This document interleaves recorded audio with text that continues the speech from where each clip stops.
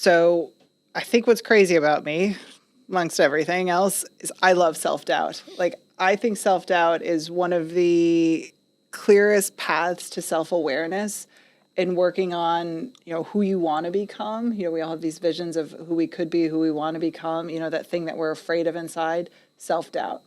Once you learn how to put your self-doubt in front of you, on a little platter and actually look at it instead of being like, swallow it whole, I'm the only one with self-doubt.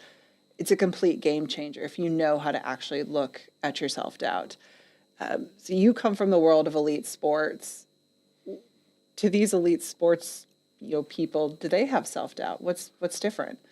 Yeah, I think everybody has self-doubt, especially, well, probably even more so elite sportsmen. It's just the way they deal with it and channel it and almost use it as it is a good thing if you think about it, because it means you care. It means you actually give a monkeys about whatever it is that you're doubting yourself about, and that's a really good thing. So it can be turned into a positive for sure, because it means you care about it. There's passion there.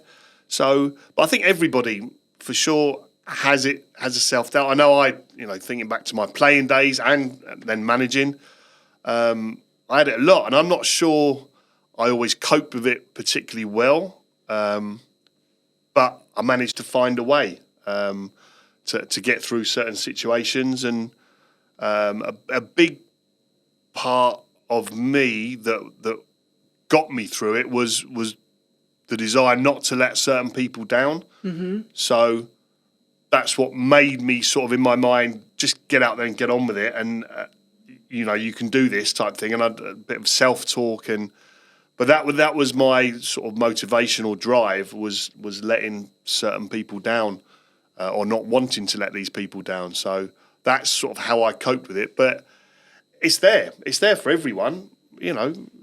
Everyone gets it, and I think you need to understand that straight away. Mm-hmm. And then, like I say, try and channel it and almost use it to your advantage then.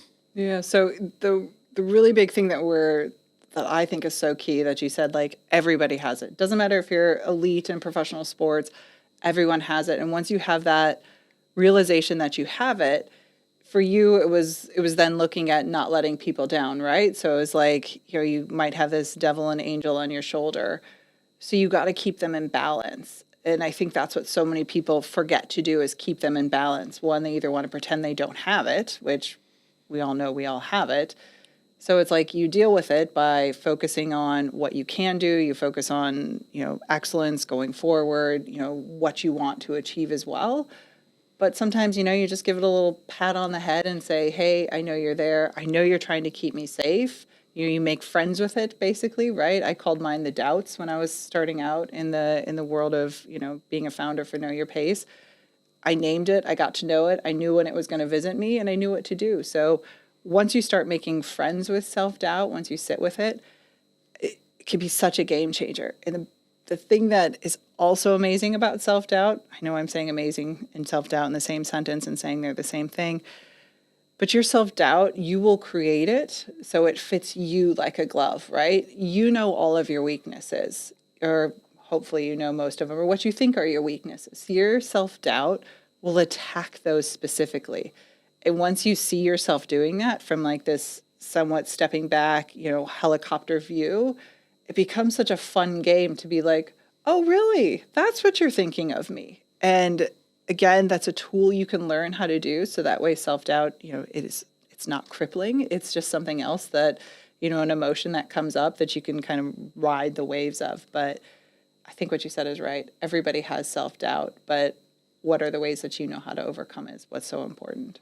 I think it's always there as well. Every time you achieve a new goal or reach a new level, you then got to push on. And so then it's going to the unknown again. So the self-doubt comes back again. So you almost master it or think you've mastered it 1 minute, but then you're pushing on again. There's always something new and you want to keep improving. But what you say, Ollie, about the balance is crucial. And you need it, because without any sort of self-doubt at all, then there's almost complacency, overconfidence. These things can run riot and they can be very dangerous. So you need it, but it's getting the balance right.